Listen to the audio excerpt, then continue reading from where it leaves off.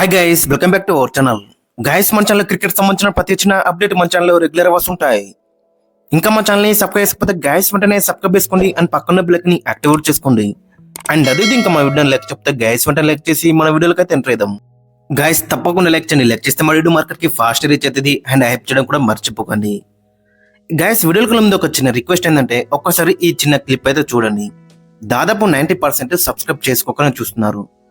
Guys తప్పకుండా subscribe చేసుకోండి. మన ఛానల్లో ప్రతి చిన్న క్రికెట్ అప్డేట్ మన ఛానల్లో రెగ్యులర్ అవర్స్ ఉంటుంది. సో కాబట్టి ఖచ్చితంగా సబ్స్క్రైబ్ అయితే చేసుకోండి.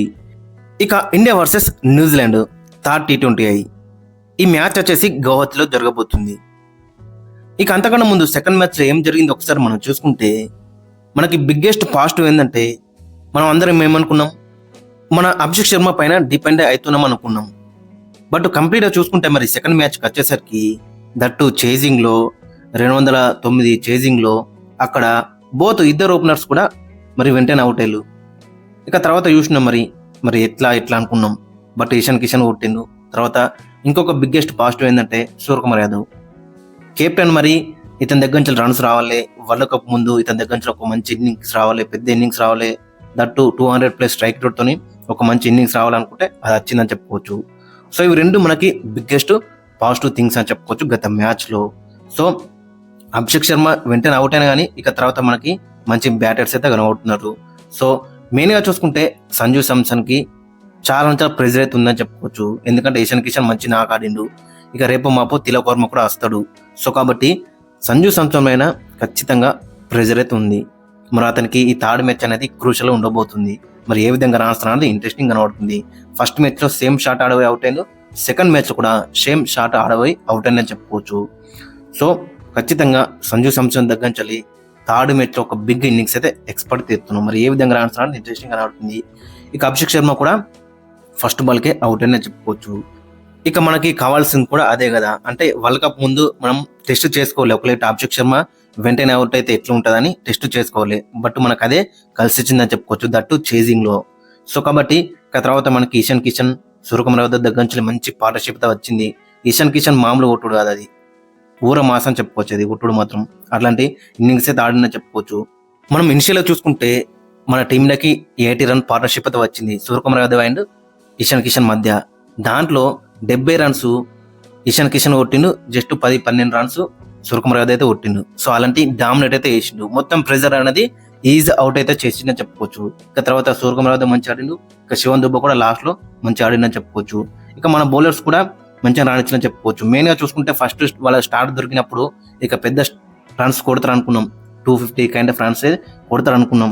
బట్ అక్కడ హర్షిత్ రాణ్ వచ్చిండు, బ్రేక్ అయితే ఇచ్చిందని చెప్పుకోవచ్చు వాళ్ళకి. తర్వాత వరుణ్ చక్రవర్తి, కుల్దీప్ యాదవ్ వీళ్ళందరూ కూడా మంచిగా రాణించిండు. ఇక శివన్ దుబ్బ కూడా కవర్ చేసిండు, అతను మంచిగా రాణించిండు. సో మన బౌలర్స్ కూడా బెటర్ రాణించాలని చెప్పుకోవచ్చు ఈ పిచ్ మీద. ఇక థర్డ్ మ్యాచ్ కి మన కాంబినేషన్ ఏ విధంగా ఉంటుందో ఒకసారి చూసుకుంటే ఓపెనర్స్ వచ్చేసి అభిషేక్ శర్మ అండ్ సంజు శాంసన్.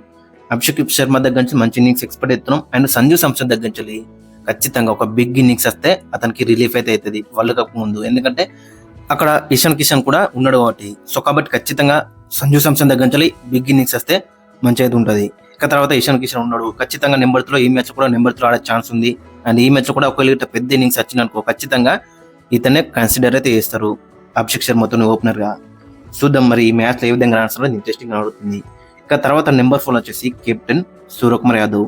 సూర్యకుమార్ యాదవ్ దగ్గర నుంచి మంచి ఇన్నింగ్స్ అయితే వచ్చింది. లాస్ట్ మ్యాచ్ లో 82 కొట్టిండు, 37 బాల్లో లాస్ట్ రకం మ్యాచ్ అయితే గెలిపించిండు. 4 6 కొట్టిండు, 9 4 కొట్టిండు, మొత్తం 360 కైండ్ ఆఫ్ షార్ట్స్ అయితే ఆడిందని చెప్పుకోవచ్చు. ప్రతి వైపు కూడా షార్ట్ అయితే కొట్టిండు లాస్ట్ మ్యాచ్ లో.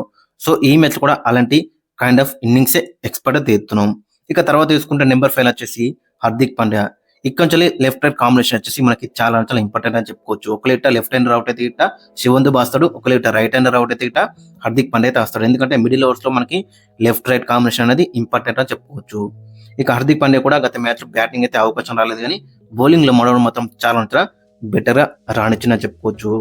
ఇక తర్వాత చూసుకుంటే శివన్ దుబే ఫస్ట్ మ్యాచ్ లో పెద్దగా బ్యాటింగ్ లో ఇంత మంచి రాణించుకున్నా అని సెకండ్ మ్యాచ్ లో కొంచెం ప్రమోషన్ దొరికింది, పైన వచ్చిండు. 36 కొట్టిండు, 18 బాల్లో ఒక 4, 3 6 200 స్ట్రైక్ రేట్ తోని. ఇక బౌలింగ్ లో కూడా ప్రతి మ్యాచ్ కూడా చాలా ఇంప్రెస్ అయితే చేస్తున్నాడు. మెయిన్ గా చూసుకుంటే రీసెంట్ టైమ్స్ లో ప్రతి మ్యాచ్ కూడా వికెట్ అయితే అందిస్తున్నాడు. లాస్ట్ మ్యాచ్ లో కూడా the most important wicket Daryl Mitchell wicket అయితే తీసిండని చెప్పుకోవచ్చు. ఇక తర్వాత చూసుకుంటే నెంబర్ 7 వచ్చేసి Rinku Singh. As a finisher గా, డెసిగ్నేటెడ్ ఫినిషర్ గా పైన ఆడే బ్యాట్స్మెన్స్ అందరు కూడా ఆ భరోసా అయితే ఉంటది. మరి రింకు సింగ్ ఉన్నాడు, down the order Rinku Singh ఉన్నాడు. సో పైన వచ్చే బ్యాట్స్మెన్స్ అందరు కూడా పెద్ద షాట్ ఆడటానికి వాళ్ళకి అక్కడ కాన్ఫిడెన్స్ అయితే ఉంటుంది. ఒకటి రింకు సింగ్ ఖచ్చితంగా ప్లేయింగ్ లెవెల్ ఉండాలి, వరల్డ్ కప్ లో కూడా ప్లేయింగ్ లెవెల్ అయితే ఉండాలి. ఇక తర్వాత చూసుకుంటే అక్షర్ పటేల్ ఒకవేళ ఈ మ్యాచ్ గిట్ట ఫిట్ అయితే అక్షర్ పటేల్ ఆడతాడు, లేదంటే గిట్ట మళ్ళీ హర్షిత్ రాణాతోనే వెళ్తారు. ఎందుకంటే వరల్డ్ కప్ ముందు రష్ అయితే చేయొద్దు, ఇది బయలేటరల్ సిరీస్ కాబట్టి పెద్దగా అక్షర్ పటేల్ ని పుష్ అవుట్ అయితే చేయొద్దు. ఒకవేళ 100% ఫిట్ ఉన్నాని ఈ మ్యాచ్ కూడా ఇతనికి రెస్ట్ అయితే బెటర్ అయితే ఉంటుంది. ఒకవేళ 100% ఫుల్లీ ఫిట్ ఉంటే ఆడితే నో ప్రాబ్లం. ఇక తర్వాత చూసుకుంటే హర్షదీప్ సింగ్ లాస్ట్ మ్యాచ్ మనం చూసినాక ఇనిషియల్ ఎన్ని రన్స్ ఇచ్చిండో, అండ్ తర్వాత మంచి కంబ్యాక్ చేసినప్పుడు కూడా వికెట్ అయితే తీయలేకపోయిండు. సో ఒకవేళ బుమ్రా వస్తే గిట్ట ఖచ్చితంగా హర్షదీప్ సింగ్ ప్లేస్ లోనే రావాలి. ఎందుకంటే హర్షదీప్ సింగ్ కి కూడా రెస్ట్ అయితే బెటర్ అయితే ఉంటుంది. First 2 match ఆడిండు. సో అందరు కూడా వరల్డ్ కప్ లో ఉన్న ప్లేయర్స్ అందరు కూడా ఆ రొటేట్ చేస్తే బెటర్ అయితే ఉంటుంది. సో కాబట్టి బుమ్రా ఈ మ్యాచ్ లో తిరిగి వచ్చే ఛాన్స్ అయితే మనకి ఎక్కువ కనబడుతుంది. బుమ్రా దగ్గర నుంచి కూడా ఫస్ట్ మ్యాచ్ లో కొంచెం డిసప్పాయింట్ అయితే కనబడ్డది. సో కాబట్టి అతని దగ్గర నుంచి కూడా వికెట్స్ వచ్చినాయి అనుకో చాలా అంతా బెటర్ అయితే ఉంటుంది. మరి ఏ విధంగా రాన్స్ అనేది ఇంట్రెస్టింగ్ కనబడుతుంది. ఇక తర్వాత చూసుకుంటే హర్షిత్ రాణా ఖచ్చితంగా అయితే ఉంటాడు. మరి లాస్ట్ మ్యాచ్ మనం చూసినాం ఎలాంటి పర్ఫార్మెన్స్ చేసిండు. ఫస్ట్ ఇనిషియల్ మంచి రానిచ్చినా అని తర్వాత కొన్ని రన్స్ ఇచ్చినప్పుడు కూడా వికెట్లు అయితే తీసిండు. ఇక తర్వాత చూసుకుంటే నెంబర్ 11 వచ్చేసి కుల్దీప్ యాదవ్ లేదంటే వరుణ్ చక్రవర్తి. ఒకవేళ అక్షర్ పట్ల ఆడపోతే గిట్ట same kind of playing level ఉంటుంది. హర్షదీప్ సింగ్ ప్లేస్ లో బుమ్రా అయితే వస్తాడు. ఒకవేళ అక్షర్ పట్ల ఆడిననుకో కుల్దీప్ యాదవ్ అండ్ వరుణ్ చక్రవర్తి ఇద్దరిలో ఒక్కరికి ఛాన్స్ ఇచ్చే అవకాశం అయితే మనకు కనబడుతుంది. ఎందుకంటే ముగ్గురు స్పిన్నర్లతో వెళ్తే గిట్ట అక్కడ డ్యూ అవుతుంది కాబట్టి ఖచ్చితంగా ఇద్దరు స్పిన్నర్లతో వెళ్లే ఛాన్స్ అయితే మనకి ఎక్కువ ఉంటుంది. ఆల్రెడీ అక్కడ అభిషేక్ శర్మ కూడా ఉన్నాడు. సో కాబట్టి ఒకవేళ అక్షర్ పట్ల ఆడితే గిట్ట కుల్దీప్ యాదవ్, వరుణ్ చక్రవర్తి. ఒకవేళ అక్షర్ పట్ల ఆడపోతే గిట్ట హర్షిత్ రాణా ఆడతాడు, బోత్ వరుణ్ చక్రవర్తి ఆడతాడు అండ్ కుల్దీప్ యాదవ్ కూడా ఆడే ఛాన్స్ అయితే కనబడుతుంది. ఒక్కసారి ఫైనల్ గా ప్లేయింగ్ లో మనం చూసుకుంటే ఓపెనర్స్ వచ్చేసి అభిషేక్ శర్మ అండ్ సంజు సామ్సన్. ఇక 3 లో ఇషాన్ కిషన్, 4 లో సూర్యకుమార్ యాదవ్, 5 లో హార్దిక్ పాండ్యా, నెంబర్ 6 లో రింకు సింగ్, నెంబర్ 7 లో శివన్ దుబే, నెంబర్ 8 వచ్చేసి హర్షిత్ రాణా, నెంబర్ 9 వచ్చేసి కుల్దీప్ యాదవ్, నెంబర్ 10 వచ్చేసి జస్ప్రీత్ బుమ్రా అండ్ నెంబర్ 11 వచ్చేసి వరుణ్ చక్రవర్తి.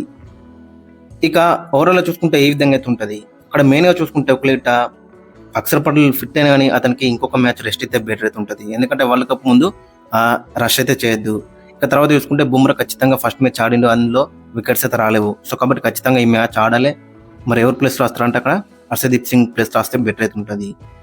ఇక మరోవైపు న్యూజిలాండ్ విషయానికి వస్తే గిట్ట న్యూజిలాండ్ మాత్రం ఫస్ట్ మ్యాచ్ లో చాలా అంటే డిసప్పాయింట్ చేసిళ్ళు. సెకండ్ మ్యాచ్ లో బ్యాటింగ్ లో పర్వాలేదు అనిపించినప్పుడు కూడా ఇంకా ఆ రన్స్ అయితే సరిపోలేవు అక్కడ. ఎందుకంటే పిచ్ చూసుకుంటే చాలా అంటే batting friendly wicket, that due ఉంది. ఇంకొక 30-40 రన్స్ అయితే వీళ్ళు మిస్ అయ్యాలని చెప్పుకోవచ్చు. ఆ పిచ్ మీద 240-250 కైండ్ ఆఫ్ వికెట్ అని చెప్పుకోవచ్చు. బట్ ఇనిషియల్ గా వాళ్ళ ఓపెనర్స్ చాలా అంటే బెటర్ రాణించారు, బట్ దాన్ని కంటిన్యూ చేయలేకపోయారు. అందరు కూడా స్టార్ట్స్ దొరికినాయి. 90s 20s రాజేంద్ర రవీంద్ర 44 కొట్టిండు, Glenn Phillips 19, Derry Mitchell 18. So last లో మిచెల్ శాంట్నర్ కూడా మంచి ఫినిషింగ్ టచ్ అయితే ఇచ్చిండు 47 తోని, బట్ అదైతే సరిపోలేదని చెప్పుకోవచ్చు. ఇక వీళ్ళ బౌలింగ్ లో చూసుకుంటే ఫస్ట్ మ్యాచ్ లో టూ మచ్ డిసప్పాయింట్ చేసిళ్ళు. ఇంకా సెకండ్ మ్యాచ్ వచ్చేసరికి ఇంకా వీళ్ళ main bowlers like Matt Henry వచ్చినా కూడా టూ మచ్ డిసప్పాయింట్ అయితే చేసిల్లని చెప్పుకోవచ్చు. మ్యాట్ 2 ఒక వికెట్ ఇచ్చినప్పుడు కూడా 2 రన్స్ ఇచ్చిండు. మెయిన్ గా చూసుకుంటే జాక్ ఫుక్స్ ఓవర్కి 25 ఇచ్చిండు, 3 ఓవర్లు ఇచ్చిండు, 67 రన్లు అయితే ఇచ్చిండు. సో టూ మచ్ డిసప్పాయింట్ చేసిండు. ఇక ఫైనల్ గా వీళ్ళ యొక్క ప్లేయింగ్ లో అక్కడ మనం చూసుకుంటే ఓపెనర్స్ వచ్చేసి Devon Conway and Tim Seifert. ఇక నెంబర్ 3 లో చూసుకుంటే రచిన్ రవీంద్ర, నెంబర్ 4 లో డెరెల్ మిచెల్ వస్తేనే బెటర్ అయితే ఉంటుంది. ఇక నెంబర్ 5 వచ్చేసి గ్లెన్ ఫిలిప్స్, నెంబర్ 6 లో వచ్చేసి మైకల్ బ్రేస్వెల్, నెంబర్ 7 లో వచ్చేసి జేమ్స్ నిషమ్, నెంబర్ 8 లో వచ్చేసి మిచెల్ శాంట్నర్, నెంబర్ 9 వచ్చేసి కైల్ జెమిన్సన్, నెంబర్ 10 వచ్చేసి మ్యాట్ హెన్రీ, నెంబర్ 11 వచ్చేసి జాకబ్ డఫీ. ఇక్కడ మనం మెయిన్ గా చూసుకుంటే మైకల్ బ్రెస్వెల్ అండ్ జేమ్స్ నిషమ్ ఈ మ్యాచ్ ఆడే ఛాన్స్ అయితే ఎక్కువ ఉంటుంది. అండ్ కైల్ జెమిన్సన్ కూడా మళ్ళీ తీసుకొచ్చే ఛాన్స్ అయితే ఎక్కువ ఉంటుంది ప్లస్ ఆఫ్ జాక్ ఫోక్స్.